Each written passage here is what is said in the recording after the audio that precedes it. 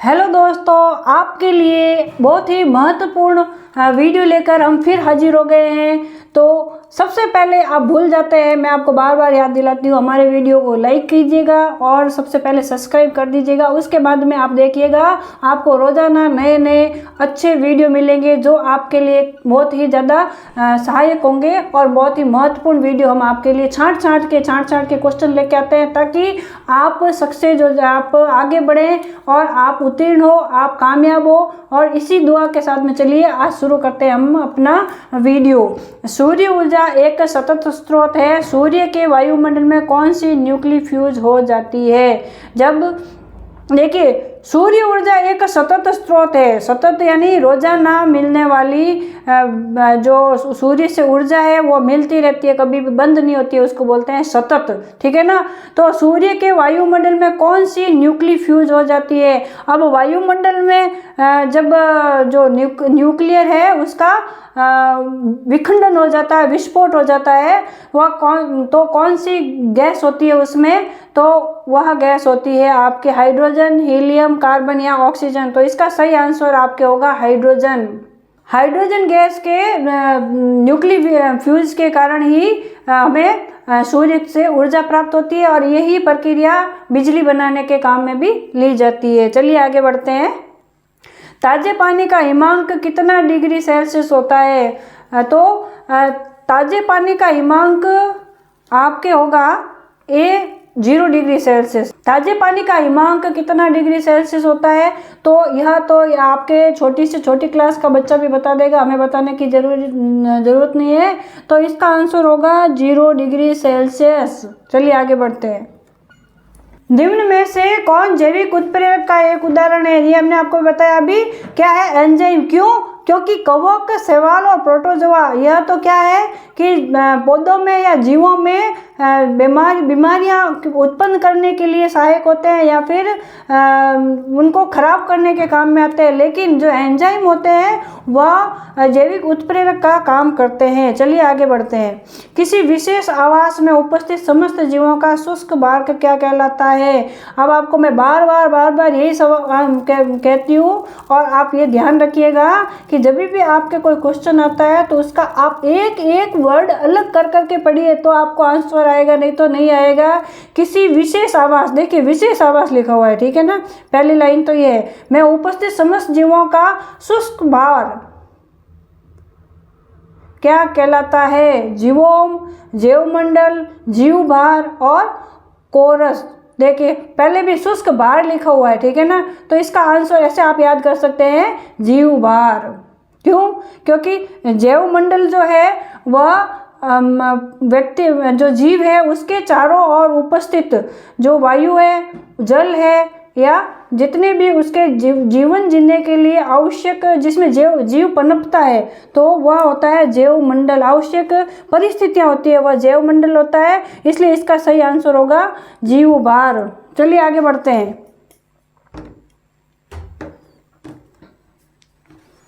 वर्गीकरण विज्ञान का जनक किसे माना जाता है? क्योंकि इसमें द्विपद नाम पद्धति को प्रस्तावित किया था। अब वर्गीकरण विज्ञान, ठीक है ना। तो इसका सही आंसर होगा आपके सही आंसर आपके होगा लीनियस। क्योंकि मेडल ने क्या किया था? मेडल ने गुणसूत्र का पता लगाया था। अरस्तु ने क्या किया था? अरस्तु थे अपने बायोलॉजी के जनक थे, तो वर्गीकरण विज्ञान के जनक हो गए लीनियस। चलिए आगे बढ़ते हैं। जीरोफाइट पादप जिसकी जलदाब स्थिति में किसकी जलदाब स्थिति में विकसित होते हैं? देखिए अब जलदाब किसकी जलदाब स्थिति में विकसित होते हैं? अब पहले आप नाम पढ़िए जीरोफाइट। मैं आपको ये एक ट्रिक बताती हूँ। जीरोफाइट यानी उसको कुछ नहीं मिल रहा है उस पौधे को, लेकिन फाइट करते हुए भी वो आगे बढ़ रहा है, ठीक है ना। क्योंकि पर्वतों में सब पोषक, पर्वतों की जो मिट्टी होती है उसमें सभी पोषक तत्व और जल पाया जाता है, ठीक है ना। जल वालों को पौधों को फाइट करने की जरूरत नहीं है, क्योंकि वह जल में ही पड़े रहते हैं, वहाँ ऑक्सीजन भी मिलती है भरपूर मात्रा में, और दलदल के क्षेत्र में भी सब कुछ मिट्टी में मिल जाता है। लेकिन मरुस्थल के जो पौधे होते हैं उन पौधों में क्या होता है, उनकी जड़ों को पानी ढूंढने के लिए जाना पड़ता है। यदि किसी व्यक्ति के पास में पानी नहीं, खाना या पानी नहीं है, तो उसको ढूंढने के लिए जाना पड़ेगा ना, बैठे पड़े पड़े पलंग पे तो मिलता नहीं है। तो वैसे ही ऐसे पौधे, ठीक है ना, जिसकी जड़ें बहुत नीचे तक जाएगी, अपने के लिए खाना और पानी ढूंढेगी, तो वो जीरोफाइट होता है। जीरोफाइट पादप किसकी जलदाब स्थिति में विकसित होते हैं। तो इसका सही आंसर आपके होगा सी, मरुस्थल में, मरुस्थल की, ठीक है ना। चलिए आगे बढ़ते हैं। प्रोबायोटिक दही में स्वास्थ्य के लिए लाभकारी समाविष्ट क्या होती है, ठीक है ना। अब जो प्रोबायोटिक दही है उसमें क्या होता है, जीवाणु होते हैं, कवक होते हैं, शैवाल होते हैं या फिर वायरस होते हैं। तो इसका सही आंसर आपके होगा जीवाणु, ठीक है ना। लैक्टोबैसिलस नामक जीवाणु जो होता है वो दही में पाया जाता है, और इस कारण वह दही हमारे स्वास्थ्य के लिए अच्छा होता है। कवक तो हमारे लिए नुकसानदायक होते हैं, वायरस भी हमारे लिए नुकसानदायक होते हैं, शैवाल भी हमारे लिए अधिकतर मात्रा में नुकसानदायक होते हैं। लेकिन दही के अंदर यदि दही में कवक आ जाए, वायरस आ जाए, शैवाल आ जाए, तो वो हमारे लिए जहर बन जाता है। लेकिन उसके अंदर लैक्टोबैसिलस नामक जीवाणु होता है, जिसके कारण हमारे स्वास्थ्य के लिए लाभदायक होता है। चलिए आगे बढ़ते हैं। ध्वनि प्रदूषण स्तर को किस यूनिट के द्वारा मापा गया है, यह तो सबको ही पता है, आपके 8वीं कक्षा का बच्चा भी बता सकता है। इसका सही आंसर होगा बी, डेसिबल। चलिए आगे बढ़ते हैं। किस रेडियो एक्टिवता न्यूक्लियस से उत्सर्जित कौन से कण द्रुत गतिमान इलेक्ट्रॉन है। देखिए, इलेक्ट्रो एक्टिविता न्यूक्लियस से उत्पन्न कौन से कण द्रुत गतिमान इलेक्ट्रॉन है। द्रुत गतिमान यानी जो, द्रुत का मतलब क्या होता है, फटाफट चलने वाले, ठीक है ना। एक्स कण, बीटा कण, अल्फा कण और गामा कण। तो इसका सही आंसर आपके होगा बी, बीटा कण।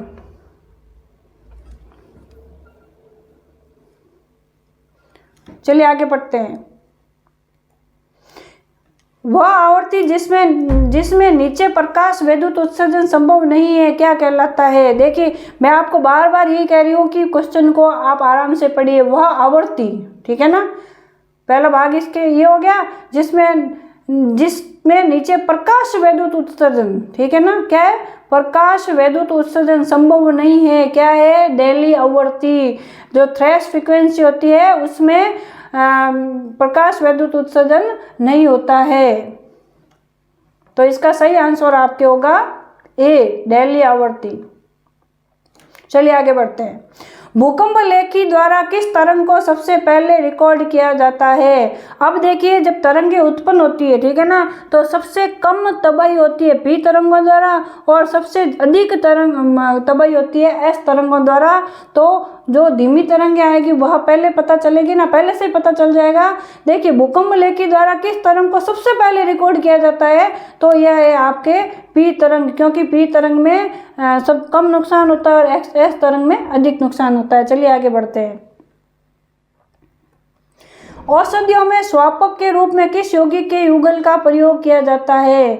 कार्बन डाइऑक्साइड और क्लोरोफॉर्म का, नाइट्रस ऑक्साइड और क्लोरोफॉर्म का, सल्फर डाइऑक्साइड का और हाइड्रोकार्बन और क्लोरोफॉर्म का। तो इसका सही जवाब होगा आपके हाइड्रोकार्बन और क्लोरोफॉर्म का।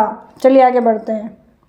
जीव के दैहिक लक्षणों युक्त, देखिए क्वेश्चन को मैंने आपको बार बार कहा है, इसको तोड़ के पढ़िए, आपको आंसर मिल जाएगा। दैहिक लक्षणों युक्त सभी गुणसूत्र, ठीक है ना, यहाँ पे जिनका लिखा हुआ है मतलब यानी जिनका लिंग वंशागति से कोई संबंध नहीं है। लिंग वंशागति से यानी व्यक्ति का जो स्त्रीलिंग है या पुल्लिंग है उससे कोई मतलब नहीं है, ठीक है ना। उससे क्या कहते हैं, तो लिंग सूत्र में तो क्या होता है कि पता चलता है कि स्त्री है या पुरुष है, ठीक है ना। जीवोम कोरम, तो इसका सही आंसर होगा अलिंग सूत्र, ठीक है ना, क्योंकि आपने क्वेश्चन को आराम से पढ़ा है इसलिए आपका उत्तर क्वेश्चन में ही मिल गया है। चलिए आगे बढ़ते हैं। इसका सही आंसर होगा बी। युग्मन और प्रतिकर्षण किसकी दो अवस्थाएं हैं, ठीक है ना। कपलिंग, ठीक है ना, युग्मन यानी कपलिंग, और प्रतिकर्षण यानी जुड़ना और अलग होना, ठीक है ना। आपने चुंबक काम में लिए कभी, चुंबक के जो दो टुकड़े होते हैं, ठीक है ना, उन टुकड़ों को पास में लेके आते हैं तो क्या होता है, जब उत्तरी ध्रुव को उत्तरी ध्रुव के सामने रखते हैं, ठीक है, तो उनका क्या होता है, प्रतिकर्षण होता है, और वो टुकड़े का क्या होता है, जब उत्तर को उत्तर के सामने रखो या दक्षिण को दक्षिण के सामने रखो तो उनका क्या हो जाता है, वो दूर दूर चले जाते हैं, वह टुकड़े कभी भी चिपकते नहीं है। लेकिन दक्षिण ध्रुव को उत्तरी ध्रुव के पास में रखो या उत्तरी ध्रुव को दक्षिण ध्रुव के पास में रखो तो वो क्या हो जाते हैं, जुड़ जाते हैं, ठीक है ना। तो ये जो युग्मन और प्रतिकर्षण है, दो क्या कौन सी अवस्था होगी, जीवों में, ये तो हमने आपको अभी बताया किसमें, मैग्नेट में या चुंबक में, लेकिन अब आपको जीवों में बता रहे हैं, जीवों में युग्मन और प्रतिकर्षण किसकी दो अवस्था है। तो इसका सही आंसर होगा ए, संलग्नता, क्योंकि आपने ये क्वेश्चन आराम से पढ़ा है, इसलिए जो जीवों में युग्मन होगा या प्रतिकर्षण होगा किसके कारण होगा, संलग्नता के कारण। चलिए आगे बढ़ते हैं। इन्फ्लुएंजा किस प्रकार का रोग है, ठीक है ना, स्वाइन फ्लू होता है, स्वाइन फ्लू इन्फ्लुएंजा के कारण होता है। तो ये इन्फ्लुएंजा क्या है, जीवाणु है, कवक है, विषाणु है, प्रोटोजोआ है। तो इसका सही आंसर आपके होगा, प्यारा सा आंसर है इसका, जीवाणु जनित। चलिए आगे बढ़ते हैं। चुंबकीय क्षेत्र का यूनिट क्या होता है, वेबर, टेस्ला, गॉस और वाट या घंटा, या फिर ए बी सी तीनों होगा। चलिए इसका आंसर आप बता सकते हैं यदि आपने थोड़ी बहुत भी जीके की तैयारी की है। तो इसका सही आंसर होगा बी, टेस्ला, ठीक है ना। जो चुंबकीय क्षेत्र होता है उसका यूनिट होता है टेस्ला। चलिए आगे बढ़ते हैं। पूर्ण विश्राम की अवस्था में शरीर द्वारा उपयोग की गई ऊर्जा जो प्राय अंत श्वसन में प्रयुक्त ऑक्सीजन और निष्कासित द्वारा मापा जाता है। देखिए अब मैंने आपको फिर बोल रही हूँ कि क्वेश्चन को आराम से पढ़िए, कि बड़ा क्वेश्चन आपको मिलेगा, क्यों, कंफ्यूज करने के लिए मिलता है। इसको शॉर्ट में भी आराम से बताया जा सकता है, लेकिन आपको बड़ा इसलिए बताया जाता है कि ताकि आप क्वेश्चन में उलझ के रह जाओ, आपको उत्तर पता नहीं चले। पूर्ण विश्राम, ठीक है ना, की अवस्था में शरीर द्वारा उपयोग की गई ऊर्जा, ठीक है ना, जो स्वतः अंत श्वसन में प्रयुक्त ऑक्सीजन और निष्कासित द्वारा मापा जाता है, ठीक है ना। आधारी उपापचय, आधारी अपचय, जैव संवेदी क्षेत्र या एपोप्टोसिस। तो इसका सही आंसर होगा आपके आधारी उपापचय। चलिए आगे बढ़ते हैं। किस वैज्ञानिक को नोबेल पुरस्कार उसके न्यूक्लिक अम्लों का पृथक्करण पर किए गए कार्यों के लिए दिया गया है। जो न्यूक्लिक अम्लों का पृथक्करण होता है, ठीक है ना, जो शरीर में न्यूक्लिक अम्लों का पृथक्करण होता है उसके लिए जो कार्य किए गए हैं, कौन से वैज्ञानिक को उसका नोबेल पुरस्कार दिया गया है। तो इसका आंसर आपके होगा बी, नेरेनबर्ग। चलिए आगे बढ़ते हैं। जीवों के उनके पर्यावरण के संबंध में अध्ययन को क्या कहा जाता है, पर्यावरण विज्ञान, जैव मंडल, पारिस्थितिक विज्ञान या जीवोम। चलिए इसका आंसर आप बताइए। जीवों को उनके पर्यावरण के संबंध में अध्ययन को क्या कहा जाता है, इसका आंसर होगा सी, पारिस्थितिक विज्ञान। क्यों, क्योंकि इसके अंदर जीवों के उनके पर्यावरण में वो जीव कैसे रहते हैं, कौन से पर्यावरण में वो अनुकूलित हो जाते हैं, कौन से पर्यावरण, कौन से परिस्थिति में उनकी वृद्धि होती है, कौन से परिस्थिति में उनका जन्म होता है, विकास होता है, यह सभी आपको पढ़ाया जाएगा पारिस्थितिकी विज्ञान में। और पर्यावरण विज्ञान में आपको जो पर्यावरण से संबंधित जो भी ज्ञान है, जो कोई जरूरी नहीं है कि पर्यावरण जो है आपके सजीव के लिए, निर्जीव के लिए वो जो पर्यावरण है वह भी पढ़ाया जाएगा। आपके जो पृथ्वी के अंदर, ठीक है ना, जहाँ से अपने चारों तरफ एक लेयर बनी हुई है और किरणों की, ओजोन किरणों की तो परतें बनी हुई है अलग अलग, उन परतों के अंदर जो भी चीज़ है वह सभी पर्यावरण विज्ञान में आपको पढ़ाया जाएगा। उसके अंदर चाहे सजीव है, चाहे निर्जीव है, चाहे धातु है, चाहे पत्थर है, चाहे कोई भी गैस है, तो पर्यावरण विज्ञान में पढ़ाया जाएगा। और जैव मंडल में जो जीव होते हैं उनकी जो चेन होती है उसके बारे में आपको बताया जाएगा। तो इसमें जीवों को के उनके पर्यावरण के संबंध में अध्ययन को कहते हैं पारिस्थितिकी विज्ञान। चलिए आगे बढ़ते हैं। एडम्स एप्पल के नाम से मानव शरीर में कौन सी ग्रंथि प्रचलित होती रहती है? देखिए एडम्स एप्पल, ठीक है ना, इसके नाम से कौन सी ग्रंथि होती है अपने शरीर में? जो लोग होते हैं ज़्यादातर यह एक मिथ्या है, भ्रम है, ठीक है ना। ठीक है, व्यक्ति के शरीर में एडम्स एप्पल नाम से शरीर में एक ग्रंथि है, ठीक है ना, ऐसी कोई भी ग्रंथि नहीं है। ये देखिए आपको पता है जो ये बीच में मनुष्य के साथ जो गला होता है ना, गले के बीच में ये उभरा हुआ हिस्सा होता है, ठीक है। ज़्यादा ये एक मिथ्या भ्रम पैदा किया है लोगों ने कि यह एक ग्रंथि है एडम्स एप्पल नाम की, लेकिन एडम्स एप्पल नाम की कोई भी ग्रंथि नहीं होती है। चलिए आगे बढ़ते हैं। मानव शरीर में विकिरण एक्स किरणों या वाई किरणों आदि के कारण हुई क्षति को किसमें मापा जाता है? देखिए आदमी के शरीर में एक्स किरणों या वाई किरणों किसी से भी क्षति हो जाए, मतलब आपको नुकसान हो जाए एक्स किरणों से या वाई किरणों से, ठीक है ना, तो यह किस में पाया जाता है? रैम में, वाट में, जूल में या कैलोरी में? किस में नापा जाएगा भाई? तो इसका सही आंसर आपके होगा ए, रैम में, ठीक है ना, क्योंकि जूल, वाट, कैलोरी या जो एक्स किरणों और वाई किरणों को नापने में काम में नहीं लिया जाता है। इनसे जो है विद्युत को नापते हैं। कैलोरी जो होती है आपके शरीर में जो भी पोषक तत्व है उनको नापने के लिए काम में ली जाती है, इसलिए आगे बढ़ते हैं। इसका सही आंसर होगा रैम। चलिए आगे बढ़ते हैं। जैव विविधता युक्त क्षेत्र जहां जीव जंतुओं को विभिन्न जातियों प्रजातियां पाई जाती है क्या कहलाती है? अब देखिए काफ़ी क्षेत्र ऐसे होते हैं वहाँ एक ही तरह के जीव पाए जाते हैं, लेकिन ऐसा नहीं है। हमारी पृथ्वी में हर जगह पे अलग अलग प्रकार के जीव पाए जाते हैं, छोटे से लेके सूक्ष्म जीवों से लेके विशालकाय जीव पाए जाते हैं, ठीक है ना। तो अलग अलग प्रजातियां पाई जाती है, तो वह क्या कहलाएगा? जीवभार, जीवोम, जैव संवेदी क्षेत्र या इसमें से सभी। तो इसका सही आंसर होगा जैव संवेदी क्षेत्र। चलिए आगे बढ़ते हैं। ऑक्टेन संख्या के लिए एन हेप्टेन यौगिक का मान क्या होता है? अधिकतम, न्यूनतम, सामान्य या शून्य? ऑक्टेन यानी 8 संख्या के लिए, ठीक है ना। तो एन हेप्टेन यौगिक का माप क्या होगा? तो इसका सही आंसर आपके होगा डी, 0। चलिए आगे बढ़ते हैं।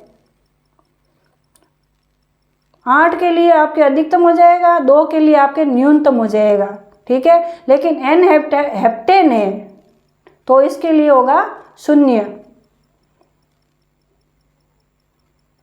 ऑक्टेन यानी 8, हेप्टेन यानी 7। चलिए आगे बढ़ते हैं। तो आज का जो वीडियो है आपके यही समाप्त होता है। तो आप सब्सक्राइब करना मत भूलिएगा, क्योंकि आप जब सब्सक्राइब करेंगे तो हम आपके लिए और भी अधिक मेहनत करके और भी अच्छे अच्छे वीडियो लेके आएंगे। और यदि आपको इसकी PDF चाहिए तो आप हमें कमेंट कीजिए, हम आपको उपलब्ध करवाएंगे। धन्यवाद।